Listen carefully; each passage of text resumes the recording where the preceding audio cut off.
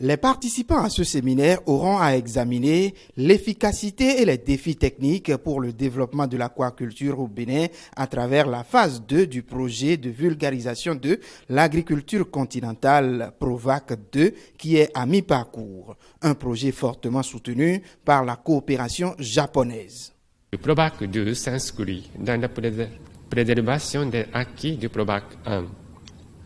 Dans cette deuxième phase du projet, un accent particulier est mis sur une production de poissons autant quantitative que qualitative de poissons. L'augmentation de la production et de la productivité du poisson est primordiale, car selon les statistiques du ministère de l'Agriculture, de l'Élevage et de la Pêche, l'offre des produits halieutiques au Bénin est largement déficitaire par rapport à la demande. Malgré le fait que l'élevage du tilapia a été enregistré sur le continent africain il y a près de 5000 ans et que d'autres systèmes traditionnels tels que l'acadia sont répandus en Afrique de l'Ouest, la production africaine dans le domaine reste très faible.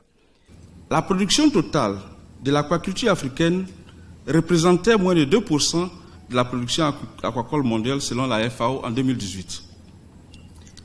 Malgré la faible contribution à la production mondiale, la pratique et la production de l'aquaculture pour l'alimentation, les revenus des ménages ont augmenté, plus encore dans ces dernières 20 années. Selon la FAO, la production aquacole totale des 15 pays de la CEDEAO a été estimée à 163 000 tonnes en 2009. Ce total inclut aussi bien les poissons, les crustacés, les mollusques et autres animaux aquatiques.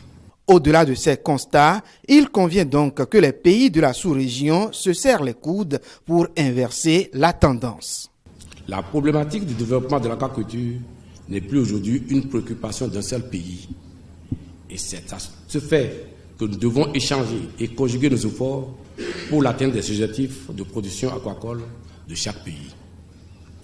C'est ce qui témoigne la présence des représentants des pays frères de la sous-région, car pour nous, une occasion d'échanger les expériences et d'acquérir des informations utiles pour un vrai développement de l'aquaculture continentale dans nos pays respectifs. C'est le ministre de l'Agriculture, de l'Élevage et de la Pêche qui est venu lancer les travaux. C'est en comptant sur vous tous, ici présents, pour votre participation active aux travaux que je déclare officiellement ouvert le séminaire régional sur le développement de l'aquaculture en Afrique. Les travaux du présent atelier courent jusqu'au 5 mars 2020.